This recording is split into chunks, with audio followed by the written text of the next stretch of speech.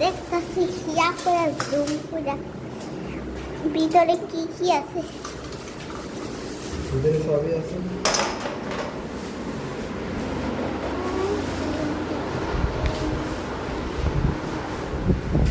হ্যাঁ গাইস, আমরা এখন পোলাও খাচ্ছি না ফ্রাইড রাইস খাচ্ছি।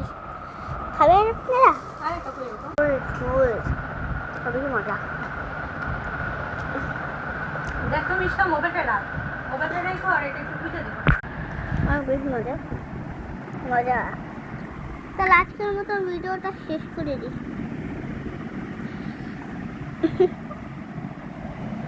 বাই।